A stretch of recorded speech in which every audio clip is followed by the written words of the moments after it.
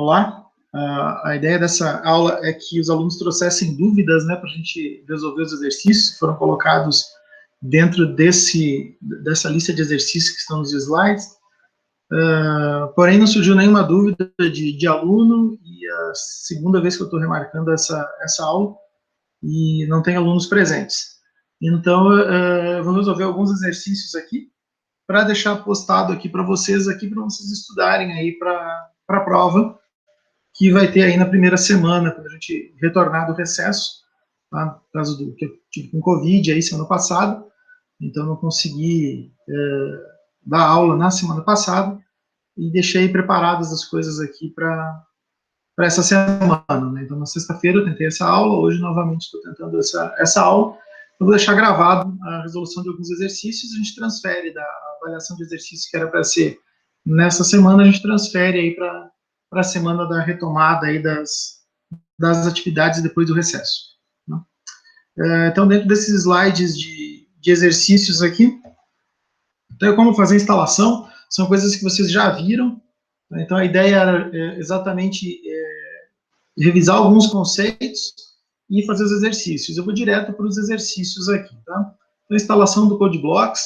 Não é obrigatório utilizar CodeBlocks, não é necessário utilizar a linguagem C, vocês podem usar a linguagem que vocês quiserem para desenvolver os exercícios, e também para fazer na hora da prova, pode fazer com qualquer linguagem de programação, vai ser analisado aquilo que vocês realmente fizeram, tá? Então, com criação de projetos, tipos de variáveis, os modificadores de variáveis, definição de constantes, as formatações de entrada e saída de dados, as símbolos especiais de entradas formatadas, saídas formatadas.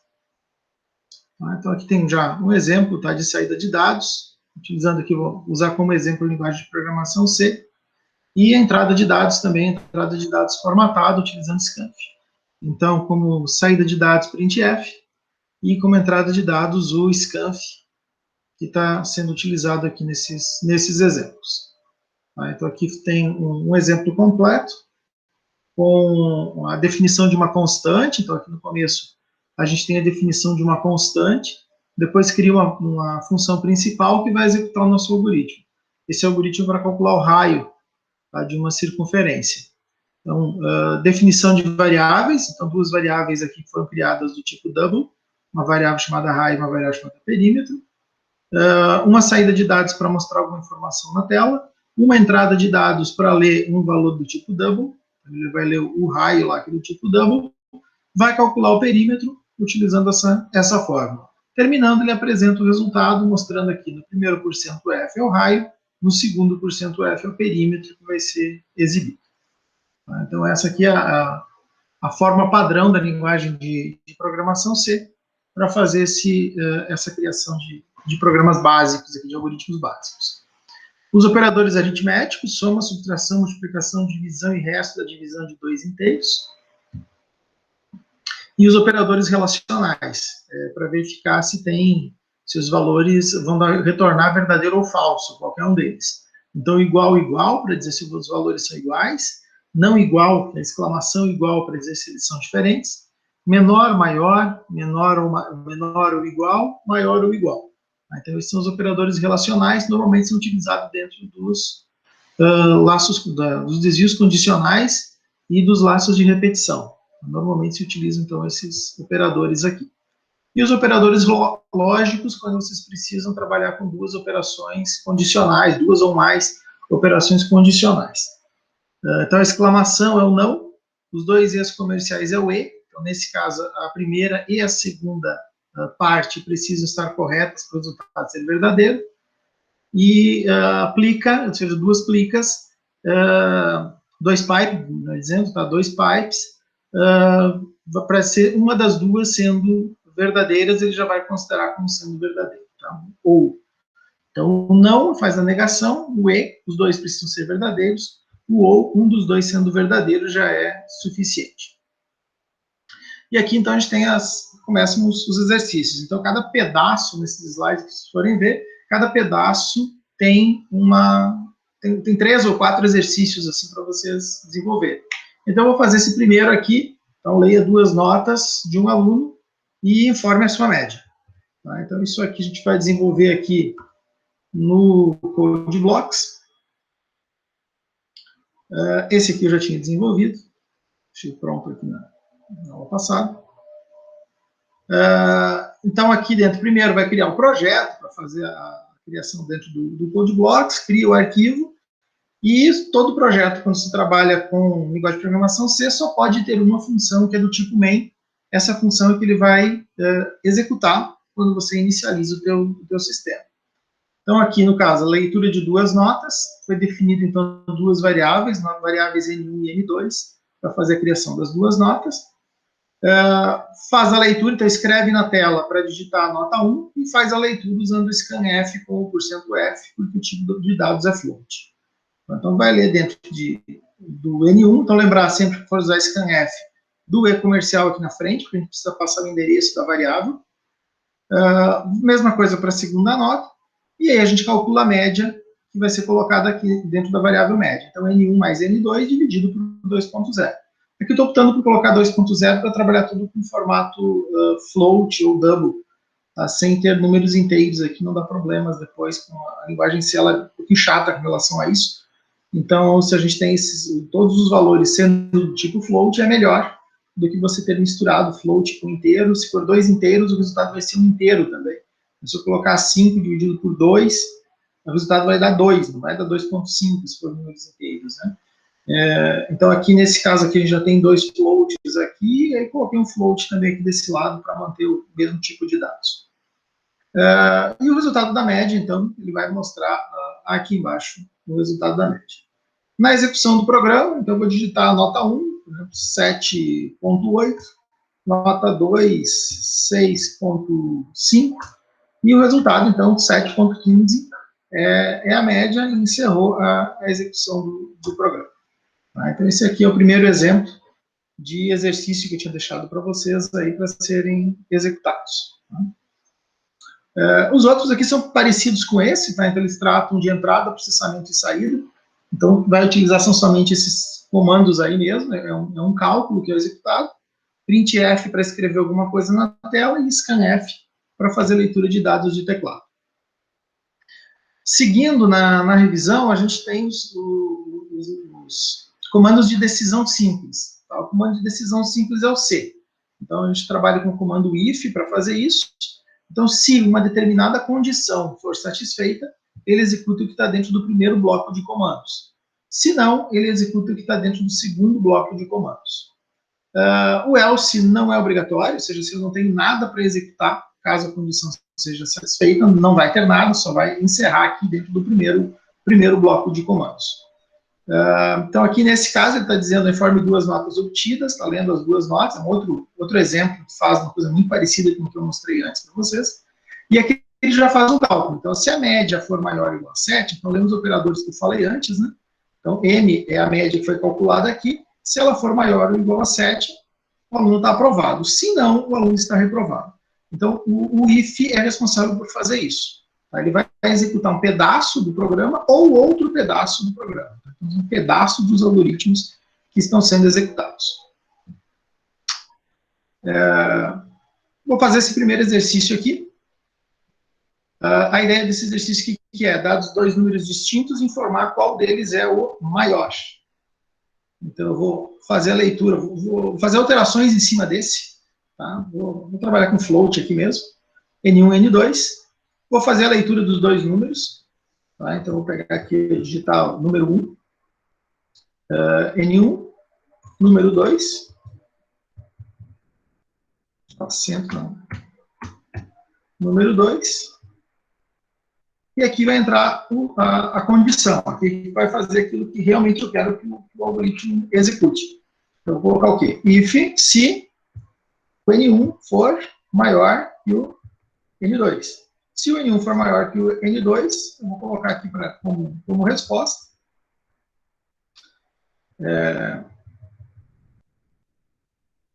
%.2f é o maior.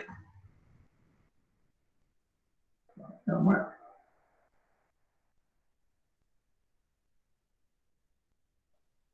Aí, Qual que é o maior? Nesse caso, N1, que a gente está fazendo a verificação aqui. Ó, se o N1 for maior do que N2. Se não, vai ser a mesma coisa aqui. E o segundo número é o maior. Então, aqui eu faço a leitura dos dois números, número 1, número 2, e aí ele vai verificar se o N1 for maior do que o N2. No caso, se eu digitar dois números iguais, qual que ele vai executar? O N1 é maior do que o N2, ou seja, 5 é maior do que 5? Não. Então, ele vai executar esse aqui. O resultado vai ser o mesmo, porque os dois números são iguais, então tanto faz aquele que ele vai executar. Mas, por lógica, quando eu digitar dois números iguais, ele executa a parte que está dentro do else, não vai executar a parte que está dentro do if. No if vai entrar somente se essa condição aqui der um resultado verdadeiro. Mandar executar. O número 1, 5, número 2, 8. Então, 8 é o maior. Vou tentar rodar de novo aqui. Número 5, número 3, 5 é o maior. Então, a gente já está conseguindo ver que é tanto fácil digitar o primeiro ou o segundo como sendo o número maior, ele já vai considerar como sendo o maior sempre vai ser exibido. Então, com isso a gente faz essa correção. Então, o if serve exatamente para isso, para fazer desvio condicional. E aí você não vai precisar executar o programa, todas as linhas do programa. Ele vai executar somente algumas linhas, aquelas que satisfazem as condições, aquelas que são necessárias quando você satisfaz aquela condição. Nesse caso aqui, eu não tenho chaves, tá? Porque só tem uma linha que está sendo colocada aqui dentro. Se eu quisesse colocar duas linhas, ou seja, dois comandos para serem executados, eu precisaria obrigatoriamente colocar entre chaves aqui, precisaria criar um bloco aqui dentro. Supondo que eu quisesse escrever aqui o seguinte, aqui, eu poderia assinar o mesmo comando, mas vou colocar em comandos separados. Printf, o primeiro número é o maior. Então, fazer isso aqui, e para o segundo vou fazer a mesma coisa. Então, aqui no segundo a situação é a mesma. Quando eu tenho mais do que uma linha, eu preciso colocar dentro das chaves. Então, o segundo número é o maior. O segundo número é o maior. Vou mandar executar de novo. Eu esqueci aqui. F.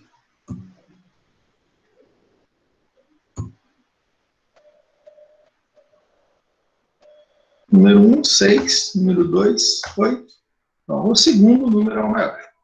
8 é o maior. Caso eu não coloque as chaves aqui, digamos, dentro do else, tá? O que vai acontecer aqui na linguagem de programação C se eu não colocar essas chaves? Essa linha vai ser executada somente no segundo caso. Mas esta linha aqui, a última linha, ela vai ser executada sempre, porque ela está fora do meu desvio condicional. Então, se eu mandar executar aqui de novo, digamos que eu digite aqui, ó, 5 e 3, ele vai colocar ali, ó, o primeiro número é o maior, 5 é o maior, e coloca 3 é o maior da mesma forma. Tá? Porque essa linha de baixo, ela vai ser executada de qualquer forma. Ela está fora das linhas chaves. É como se tivesse digitado, digamos assim. A indentação não influencia, é mais para a gente ter uma parte visual. A indentação não vai influenciar dentro da linguagem C, mas as chaves influenciam. Tá? Então, tendo mais do que uma linha que você queira executar, mais do que um comando que vai ser executado, obrigatoriamente vocês precisam deixar entre chaves. Quando é uma linha só que vai ser executada, não tem essa necessidade, então, de colocar chaves. Se colocar, não tem problema, mas não tem a necessidade de colocar as chaves. E aí tem outros exercícios aí também que podem ser feitos, todos eles vão seguir mais ou menos o mesmo padrão. Tá? Então, vai ter, nesse caso aqui, a gente tem diversos ifs que vão ser colocados, seja e ou uma composição maior, então é interessante que vocês façam esse tipo de exercício aqui dentro para entender bem como é que funciona a parte dos operadores lógicos. E nós temos também comandos de decisão alinhados. O que é isso? É um comando dentro do outro. Se uma determinada condição for satisfeita, eu quero que ele execute alguma coisa e lá dentro faça uma segunda verificação. Então, vai ter um segundo if ali dentro.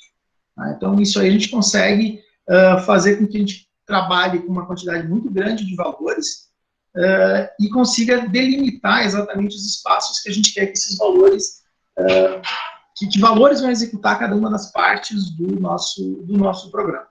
Tá? Então, ifs aninhados. Então, aqui tem alguns exercícios para trabalhar com ifs aninhados.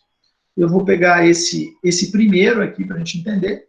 Só deixa eu copiar ele aqui, copiar o enunciado. Vou colar esse enunciado aqui para a gente conseguir ir acompanhando todos eles.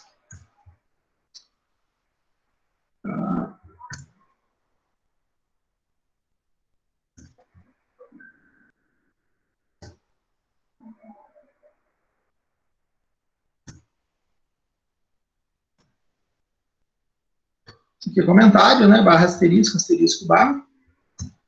E vai marcar como sendo um comentário para não atrapalhar o programa. Tá? Então, aqui tem os dados referentes ao nosso sistema. Então, o que ele está pedindo aqui? Numa faculdade, os alunos com média, pelo menos 7 são aprovados. Aqueles com média inferior a 3 são reprovados. E os demais ficam de recuperação. Dadas 2 notas de um aluno, calcule a média aritmética simples e informe sua situação. Eu vou fazer com que ele leia as notas novamente. Aqui, vou voltar para aquele que a gente tinha antes. Nota, vamos calcular a média aqui. Float média igual M1 mais M2 dividido por 2. Eu já tenho a minha média. E a partir de agora eu começo a ter as minhas condições. E vejo que a gente tem 3 condições aqui. Então, quando trabalha com mais do que 2 condições, obrigatoriamente a gente precisa ter ifs aninhados, que ele vai entrar em apenas uma delas. A vantagem dos ifs aninhados é essa, tá? Você coloca uma sequência de ifs, a hora que ele entrar no primeiro, ele já fecha todos os outros, ele não vai executar os outros else's que estão sendo colocados. Então, eu vou considerar que o primeiro sendo esse aqui, o primeiro sendo o 7.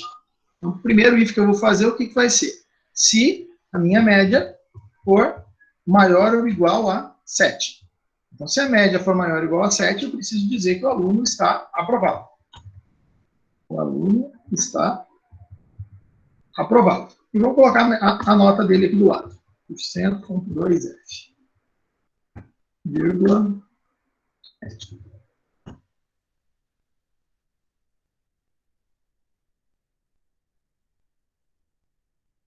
Se não, vou deixar a chave aqui, não teria necessidade, tá? Se não, eu ainda tenho 2 condições agora que podem ser utilizadas quando eu utilizo o else. Eu ainda tenho a média inferior a 3 e a média que fica entre 7 e 3. Tá? Entre essas 2 médias. Então, eu ainda tenho 2 situações. Eu vou fazer uma das avaliações. Tá? Média maior do que 7, entra aqui. Se não, se a média for menor do que 3, se é só menor ou igual, inferior a 3. Então, se a média for menor do que 3, vou tirar a linha aqui, o aluno está reprovado. Só tirar os acentos, vou virar uma bagunça. O aluno está reprovado. E eu tenho mais uma condição aqui, ó. Vamos mexer com as chaves aqui para ficar mais alinhado, mais bonitinho. Aqui, esse, abre aqui, fecha aqui, e aqui eu tenho mais um else. A terceira situação. Então, se a média do aluno é maior do que 7, entra aqui. Se a média do aluno é menor do que 3, entra aqui. Se a média não é maior do que 7 e não é menor do que 3, ele entra nessa situação aqui no terceiro, na terceira alternativa, terceira hipótese que eu tenho aqui, que é o aluno está em recuperação.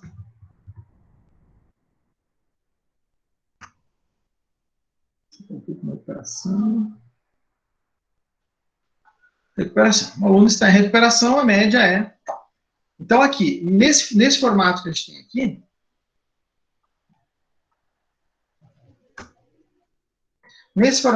então eu tenho vários ifs. Se a média então, do aluno for maior do que 7, ele entra nessa opção e não avalia as outras.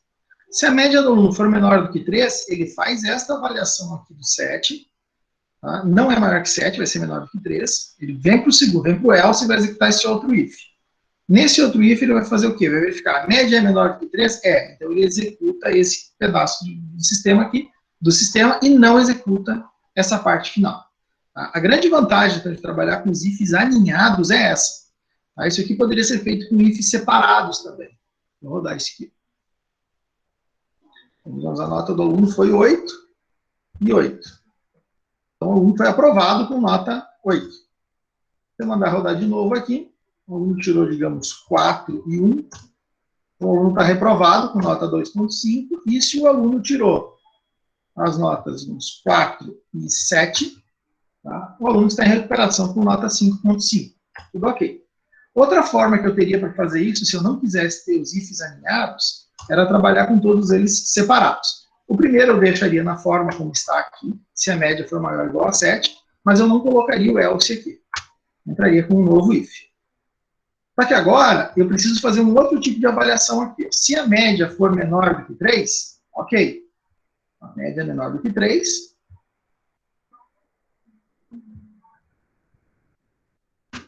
Tá? Aqui, para deixar alinhado. E aí eu teria uma terceira condição que eu preciso fazer uma verificação aqui. É o quê? Se a média for menor do que 7 e a média for maior ou igual a 3,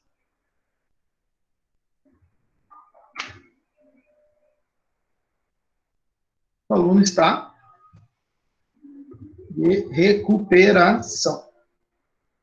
O aluno está de recuperação. Então, eu tenho aqui, novamente, outra forma de fazer, só que essa forma aqui, vou dar aqui, senão o resultado vai dar o mesmo. Deixa eu dar uma chave. O resultado vai dar o mesmo, se eu colocar um 8 aqui, o aluno está aprovado. Se eu colocar notas que deem abaixo de 3 aqui, 3 e 1, o aluno está reprovado. E se eu colocar notas aqui, 5 e 7, o aluno está de recuperação. Vai dar... O resultado é o mesmo. Só que qual que é a diferença? Nesse caso, obrigatoriamente ele vai executar esse if, ele vai executar esse if e ele vai executar esse if. Tá? Isso a gente passa a ter um custo computacional maior. Tá? Então, quando a gente trabalha com ifs aninhados, a hora que ele encontra a primeira resposta, ele não executa as outras. E quando a gente trabalha com os ifs separados, eles encontram uma resposta correta, que deveria ser aquela resposta, e ele continua executando todos os ifs. Tá? Então, essa é a diferença que tem entre trabalhar com if aninhado e trabalhar com os ifs todos eles separados, colocar um if embaixo do outro. Muitas vezes os resultados são os mesmos, mas dá muito mais trabalho fazer desse jeito, e o custo computacional também é um custo computacional bem maior do que quando a gente faz trabalhando com eles alinhados. Tá? O custo operacional que eu falo é a quantidade de linhas que são executadas dentro do código quando ele não está executando o programa propriamente dito. Então, tem vários exercícios aqui, tá? Que é para vocês entenderem exatamente como é que funciona cada um deles aí. Então, com faixas aí para trabalhar, todos eles trabalhando com ifs aninhados, que fica bem mais interessante. E tem também um tipo de decisão que é uma decisão múltipla por igualdade, que é, no caso, o comando switch.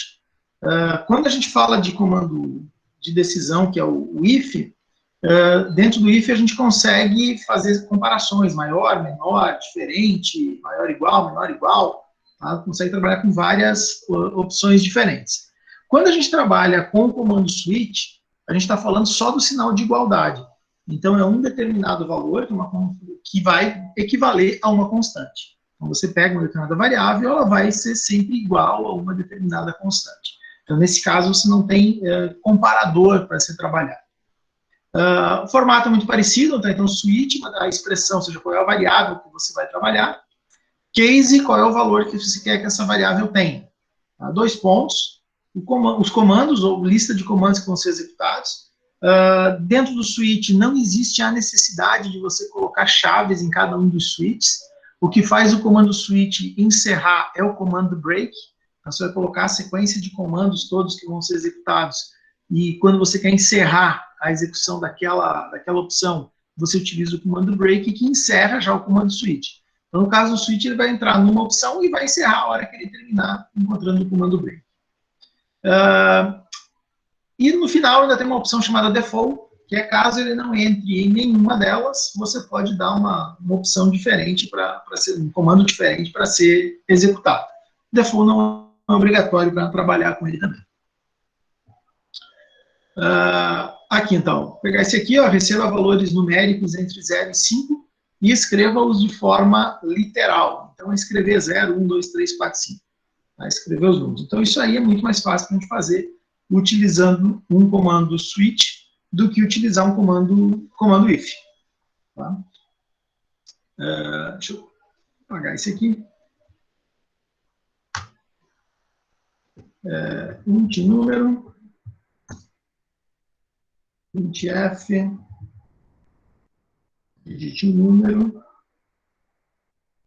de 0 a 5.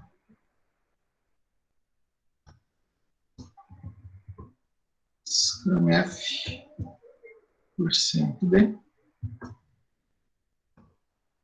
número, da leitura do número, e aí a gente entra com o switch. Switch, e qual é a variável que a gente vai trabalhar? Eu vou trabalhar com a variável número. Switch número. E aqui dentro eu vou começar a dizer, então, quais são as opções que eu tenho. Então, case 0, o que eu quero que ele faça? Case 1. Case 2. Case 3. Case 4. Estou colocando todas as opções aqui, tá? Você pode fazer separado também, que é até mais fácil. Case 5. Coloquei as 5 opções que eu tenho aqui. Se for no case 0, o que eu quero que ele faça aqui? Printf 0. E vou colocar aqui no final break. Vou copiar esse pedaço aqui para os outros.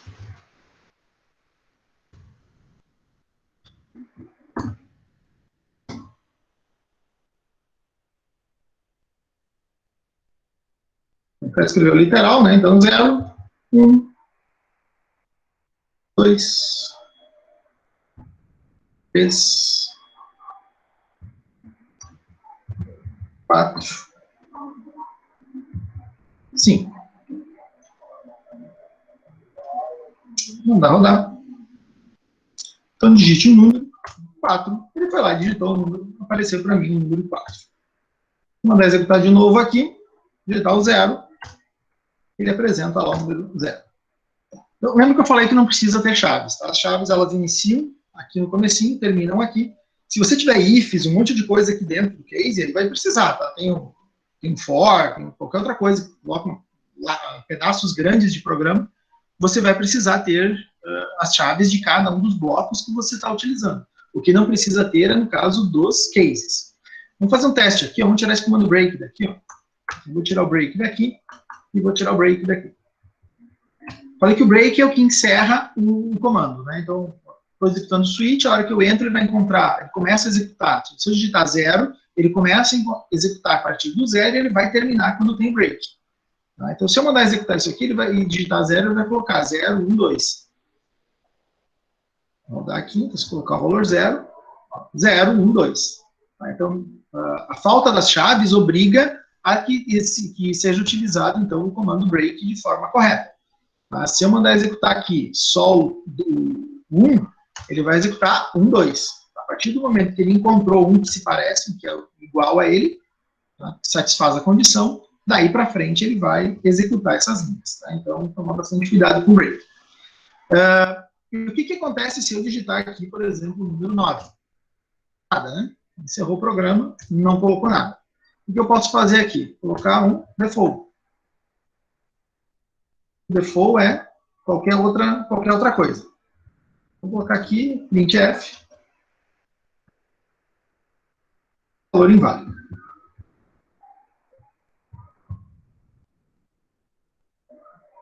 Não preciso colocar break, porque ele já é a última linha. Se colocar não tem problema. Ele já é a última linha que ele já vai encerrar. Então, se eu digitar agora um valor que seja diferente desse, ele vai apresentar para mim um valor inválido. Não conseguir satisfazer nenhuma condição. Agora, se eu digitar um número que está ali dentro, ele vai escrever esse número que estava sendo executado, em Ctrl Break, ele encerra a execução. Tá? Então, esse comando switch é bastante útil quando você tem uma quantidade de dados que você quer analisar e sempre por critério de igualdade. Tá? Então, bastante usado aí quando você tem menus, quando você tem drop-down, quando você tem esse tipo de informação, onde os dados já são exibidos na tela para você, ou você consegue visualizar esse dado, a quantidade de dados é finita, e você vai fazer comparação sempre se ele é igual a um determinado valor que foi digitado. Então, para isso aí que se utiliza o comando switch. Operadores compactos, esses operadores compactos são utilizados, a gente vai utilizar ele nos laços de repetição depois, né? Que é, por exemplo, aqui, se eu fizer isso aqui, x igual a x mais y, é a mesma coisa que eu fazer x mais igual a y. Então, evita que eu repita o valor do x, colocando o sinal de mais aqui na frente do sinal de igualdade. Tá? Então, essas aqui são as expressões compactas que são utilizadas. Tá? Então, vale para mais, menos, vezes, dividido e resto da divisão. Tá? Mostrei lá no começo os operadores normais, né, como é que se utiliza eles normalmente, e aqui, então, já são com eles compactos, tá? Com eles trabalhando junto com os próprios valores. Então, ele pega ele mesmo, mais alguma coisa, menos alguma coisa, vezes alguma coisa, dividido por alguma coisa, o resto da divisão do próprio valor por alguma coisa. Comandos de repetição. Então, o primeiro comando de repetição aqui, o comando for. Tá? Então, o for, ele não é especificamente para isso, você vai executar uma quantidade definida de comandos, mas quando a gente fala em C, essa quantidade definida é calculada através de uma determinada condição, então não é necessariamente, eu quero contar de 1 a 5, eu vou usar o for, não é para isso que o for é utilizado, ele é usado também para isso, mas pode ser usado para fazer outras operações. O comando for ele tem 3 partes, essas partes, a primeira parte é a inicialização, onde você vai definir qual é o valor que vai ser utilizado dentro qual é a variável e qual é o valor que essa variável começa. A condição vai ser o teu critério de parada, quando é que ele para de executar aquele laço de repetição, os comandos que estão dentro do laço de repetição. E a alteração é uma alteração que você vai fazer no valor de controle para que haja uma condição de saída. Senão, se você não fizer nenhuma alteração aqui, eu coloco lá, x igual a 0, condição enquanto x menor que 20. E em momento nenhum eu trocar o valor do x, eu estou entrando num loop infinito e meu sistema vai travar. Então, se eu tenho uma variável aqui dentro da inicialização, que é x, eu vou ter normalmente uma alteração do valor de x aqui dentro do comando for. Tá? Eu falo normalmente porque existem outras formas mais avançadas de fazer, mas o básico é esse. E aí eu coloco uma sequência de comandos que vão ser executados. Novamente, como no caso do if, se você tem só uma linha de comando que vai ser executada, não precisa de chaves. Se você tem várias linhas de comandos que vão ser executadas, obrigatoriamente você vai precisar colocar as chaves para saber quais são os comandos que vão executar e quantas vezes vão executar cada um dos comandos. Vou pegar a primeira aqui novamente, no primeiro exercício aqui para fazer. Então, dado um valor n, exiba os números de 0 a n. Então, vou fazer com que ele leia, vou apagar isso aqui.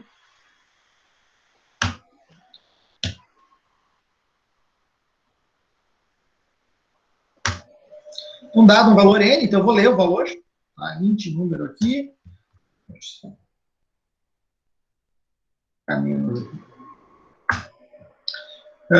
Digite um número, pode ser qualquer número nesse caso, né? Inteiro. Digite um número inteiro, %d, vai ler o número aqui. E eu quero fazer com que ele escreva o número. Então, para ele escrever esse número, supondo assim, o que eu quero que seja a minha saída de dados? Minha saída de dados é essa aqui. Printf, número, supondo que o meu número seja x. Então, vou colocar aqui %d, barra n, vírgula x. Então, isso aqui faz ele escrever o número. Mas quantos números eu quero que ele escreva? Aí é que entra o for, para fazer a repetição desse comando. Todas as vezes ele vai executar o mesmo comando, mas com valores diferentes. Então, eu entro com o for aqui.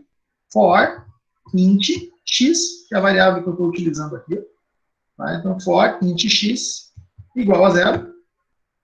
Tá? Enquanto x menor do que o número, se eu quero que o número seja exibido, então eu vou ter que colocar menor ou igual. E aí, x mais, incremento 1 no x.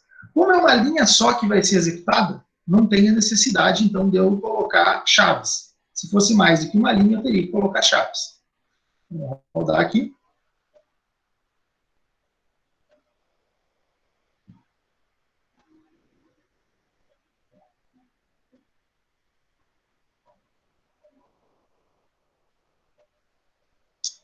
Travou meu código de blocos.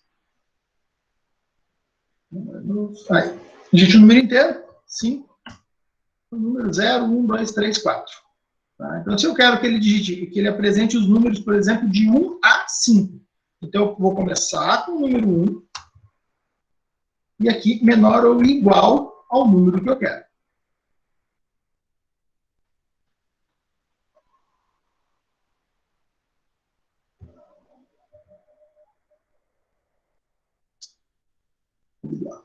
Abrir de novo.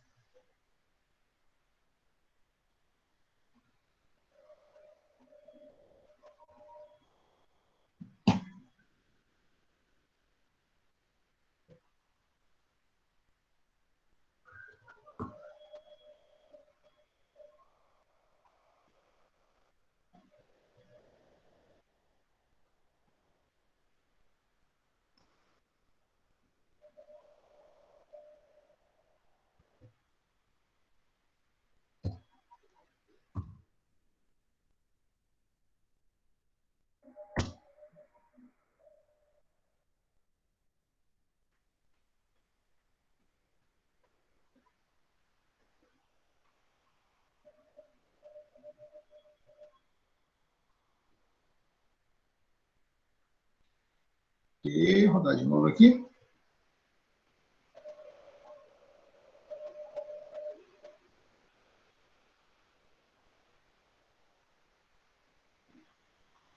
Meu código de bloco se foi.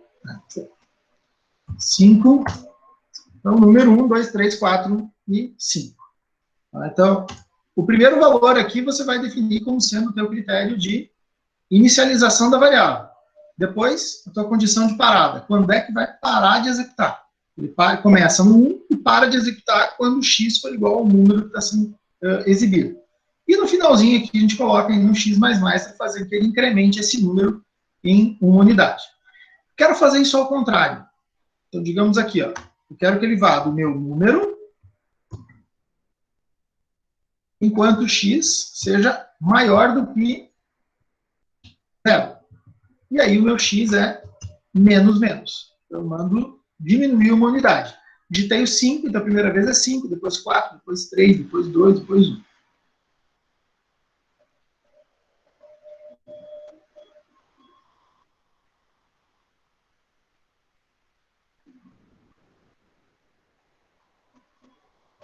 Número 5, 5, 4, 3, 2, 1. Então, o primeiro valor aqui, lembrando sempre disso aqui, o primeiro valor é definido pelo valor que você utiliza para inicialização. Segundo valor, critério de parada. Terceiro valor, incremento ou decremento que você está usando.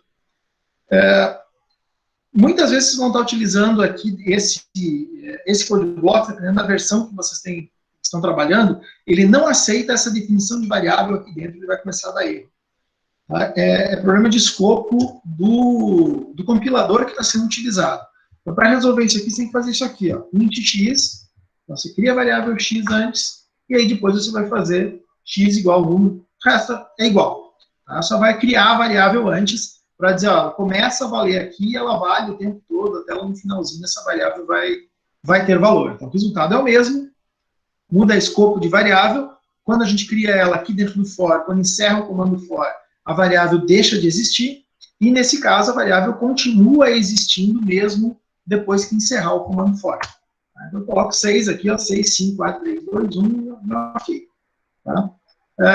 Então lembrar, a hora que você está fazendo, se começar a dar erro, a hora que você faz isso aqui, principalmente dentro do code blocks, tira a variável daqui de dentro, a definição da variável, coloca ela aqui fora, que vai resolver esse esse probleminha aqui, que é dependendo da versão que você está usando no compilador, ele tem esse problema aí rodando dentro do Windows. Tá? Isso aqui, então, quando a gente vai trabalhar com o comando for. E aí tem diversos tipos, o segundo aqui, fiz os dois juntos ali, na verdade, né? Então, o primeiro exibir os números de 0 a n, o segundo seria de n até 0, que seria a contagem regressiva. Mas aí tem uma lista, então, de exercícios aqui para vocês praticarem, para conseguir fazer a avaliação aí já no início, quando a gente retornar às aulas.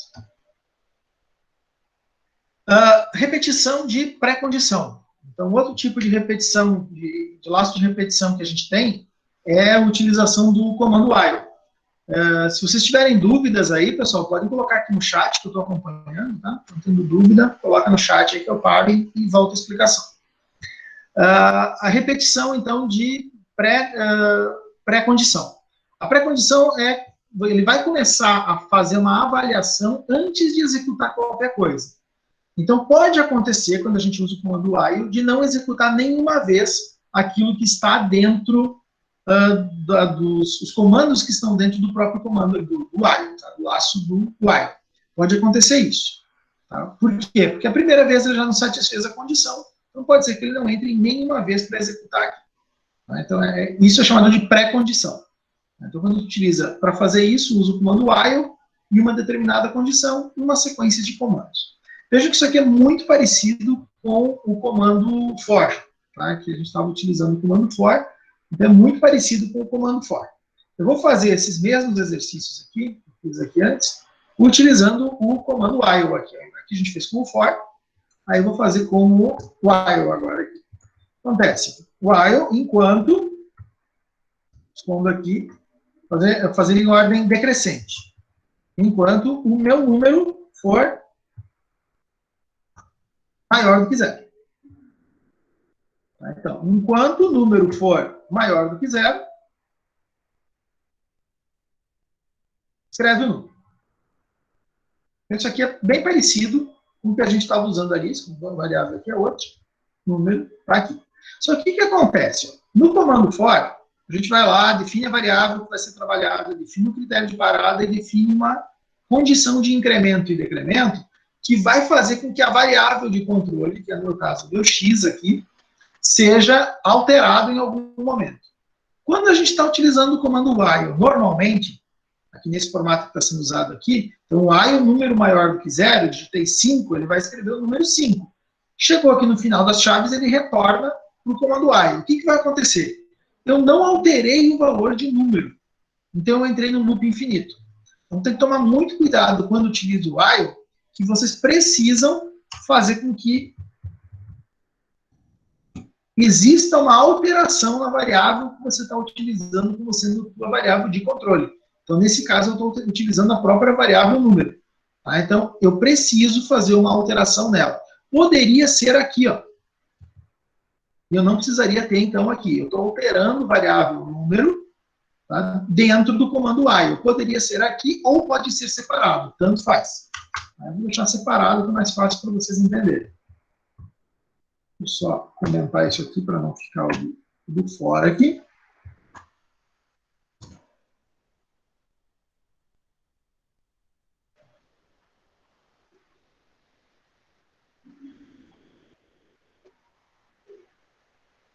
Eu acho que está passando meu antivírus aqui, que ficou muito lento.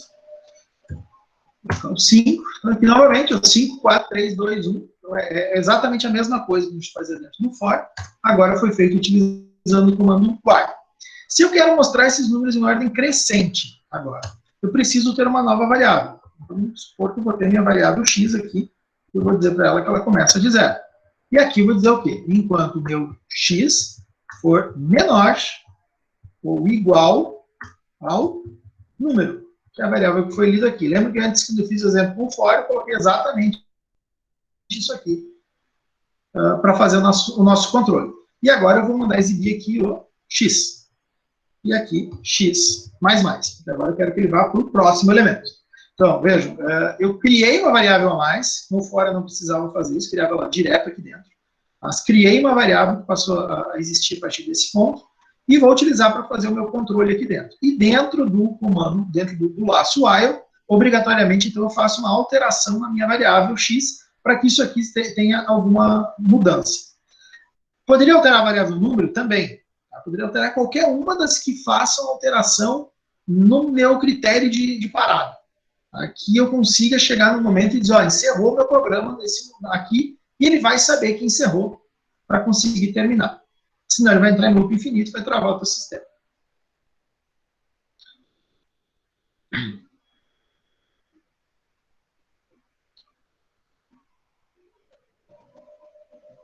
Vamos rodar de novo aqui, número 8, então de 0 até 8. Por que iniciou em 0 o número aqui? Porque foi inicializado aqui, a variável meu x foi inicializada em 0. Se eu colocar o x para inicializar em 1, ele vai executar a partir do 1.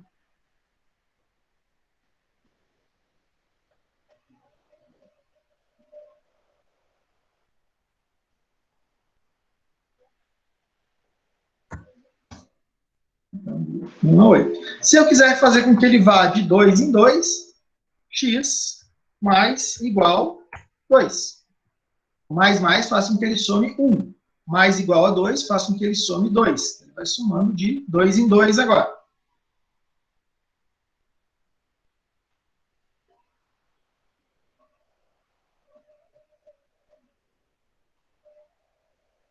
O 8 aqui.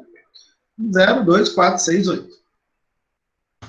Então, esse aqui é o comando while. E poderia acontecer de ele não entrar nenhuma vez aqui.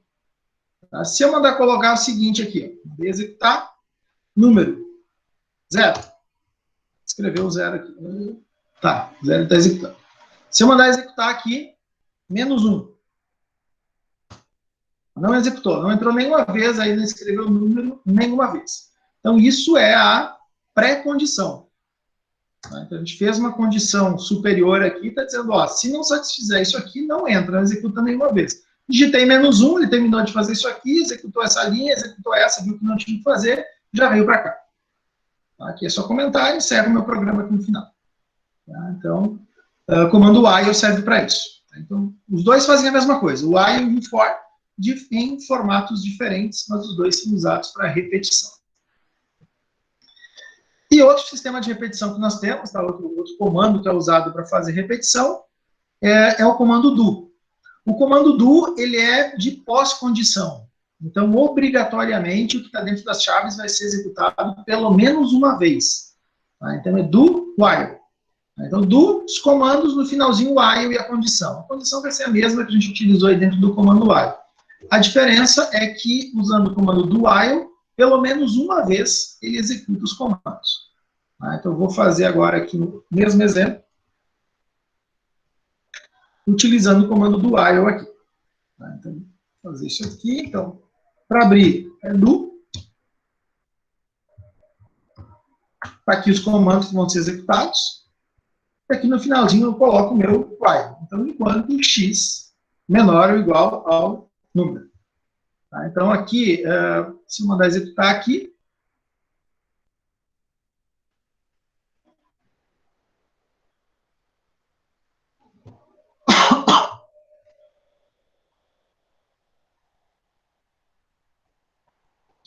colocar o 8, ó, 0, 2, 4, 6, 8, exatamente a mesma forma que nós tínhamos lá o comando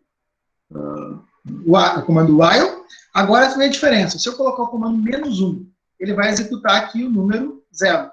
Tá? Porque ele entrou uma vez. Ele vai fazer a verificação para ver se ele vai executar de novo ou não aqui embaixo. Tá? Mas ele entrou uma vez, executou o print, executou o x mais igual a 2, e aí é que ele foi lá fazer a verificação do meu while. Tá? Então, essa é a diferença principal que tem entre o comando while e o comando do while.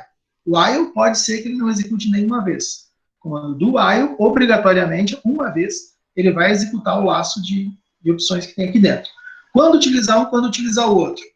É do dia a dia de vocês mesmo. Tá? Tem gente que gosta de trabalhar com os dois, tem gente que gosta de trabalhar com um ou com o outro e desenvolve o sistema com base daí para resolver o problema de entrar uma vez ou não entrar nenhuma vez, tá? Resolve isso.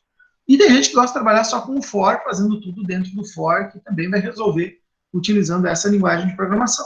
Se for usar, por exemplo, o Python, já é mais complicado. O for já é usado mais para contagem mesmo de posições, tá? É tipo um for each. Ele vai de 1 até 10, ele vai 1, 2, 3, 4, ele vai pegar aquela sequência mesmo, dá um range para ele, e ele vai usar aquele range para executar. É um pouquinho diferente, dependendo da linguagem de programação que tu está usando. Tá? Mas aqui dentro do C, todos eles funcionam exatamente da mesma forma. Comando break, já mostrei para vocês antes o comando break dentro do switch, que a hora que ele encontra o comando break, ele encerra. E dentro desses outros comandos também acontece isso. Você pode utilizar o comando break para forçar uma parada. Tá? Então, digamos aqui, eu quero voltar aqui. Estou dentro desse do, vai digitar um número aqui, e ele vai parar somente quando o x for menor do que o número. Mas eu quero dizer para ele aqui o seguinte, aqui, ó, vou colocar mais um if aqui dentro. Se o x for igual a 5, eu quero que ele pare. Break. Eu criei um critério de parada, um novo critério de parada aqui dentro. Tá? Então, se o x for igual a 5, eu quero que ele pare. Por mais que 3 de 1. Então, mandar executar. Vocês viram que antes, quando a gente executou sem ter isso aqui, ele executa todos os números. Vamos só ver se mais, ou menos. Mais. Mandar executar aqui. Vou digitar aqui o 8. Ó, foi só até o 4. 0, 1, 2, 3, 4. Por quê? Porque chegou no 5, satisfez essa condição aqui, se o x for igual a 5, tá? E aí entrou com o comando break. Encerra o comando break. Tá? Vai encerrar. Tem um outro comando chamado continue.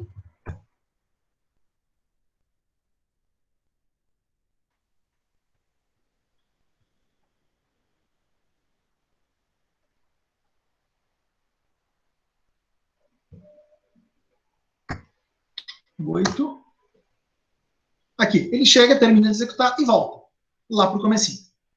Tá? Então, break, encerra, continue, vai continuar a execução, que é a mesma coisa que não fosse colocar nada. Tá? Então, se continue, não tem mais muita finalidade. Uma vez, nas primeiras versões ali, o continue fazia com que ele retornasse para o início do do e fosse trabalhando, e aí, nesse caso aqui, ele iria pular uma execução de um número aí. Tá? Comando break, comando continue. Lista de exercícios aqui. Faça um algoritmo que mostre somente os números pares. Já mostrei para vocês antes ali como fazer, então, para ele mostrar somente os números pares, né? Mostrei lá de 1 até 10. Então, aqui a gente tem essa lista de exercícios. Então, aqui tem diversos exercícios, que é a parte bem básica dos algoritmos. O ideal é que vocês façam exercícios juntando isso, não fazer só if, só for. Tá? É juntar estruturas condicionais com estruturas de repetição para resolver os problemas de uma forma mais completa. Tá? Aqui dentro do SIGA, tá? Eu coloquei para vocês aqui um caderno de exercícios. Tá? Se vocês entrarem aqui, então aqui tem os slides com os exercícios de revisão, esses que eu mostrei agora aqui para vocês, e aqui dentro vocês têm um caderno de exercícios.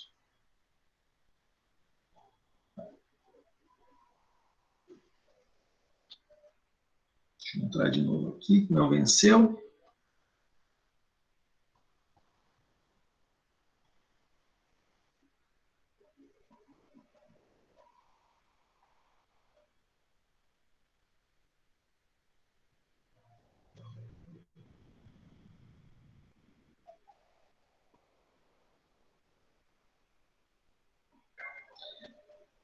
É uma coletânea, então, de exercícios que eu estou disponibilizando aqui para vocês.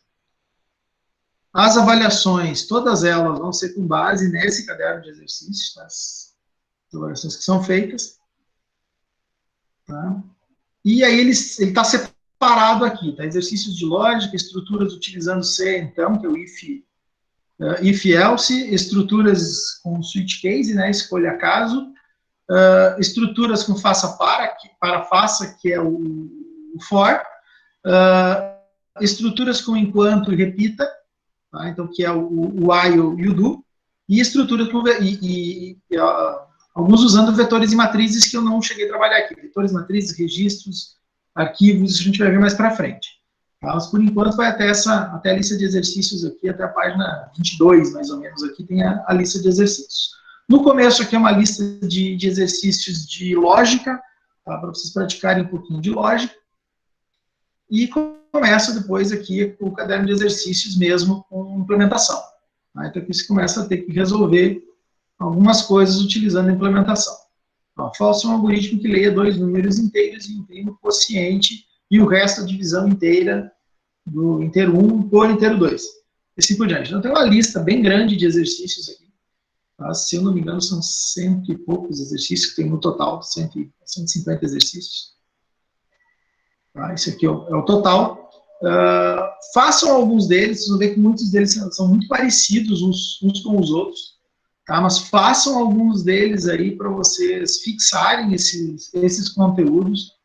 As dúvidas que vocês tiverem, eu vou criar um fórum agora aqui no grupo, no CIGAR, na turma, né? As dúvidas que vocês tiverem, postem ali, ó, professor, estou com dúvida no exercício tal. Aí eu gravo um vídeo resolvendo aquele exercício e posto aquele vídeo ali para vocês. Tá? Então, mas façam daí alguns desses exercícios aqui para vocês entenderem. E a prova vai sair daqui. Tá? Então, as provas eu vou tirar desses exercícios aqui. Vai ser feito um sorteio de questões aí para cada aluno fazer. Alguns vão fazer... Vai ter uma de cada, por exemplo, né? Uma fácil, uma média, uma difícil, entre aspas, difícil, né? É exercício de revisão ainda, então considero que seja fácil. Não vai entrar vetor, não vai entrar matriz neles. É só essa parte aqui de até trabalhar com estruturas de controle e laços de repetição. Tá? Então, esses pedaços aí que vão ser utilizados, e aí com base nesses exercícios aqui vai ser a primeira avaliação que vocês vão ter para fazer.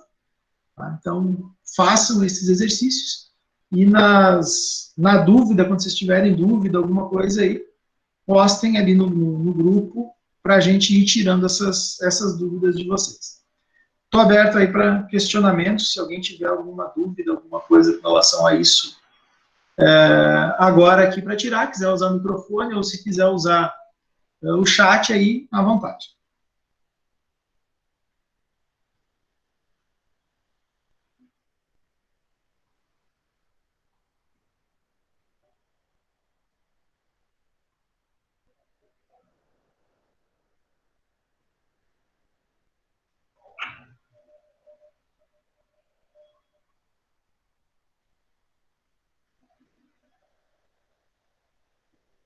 Então tá, como não tem dúvidas aí, pessoal, então eu vou encerrar a aula aqui, vou disponibilizar daí isso aí para vocês. Alguma dúvida, Giovana?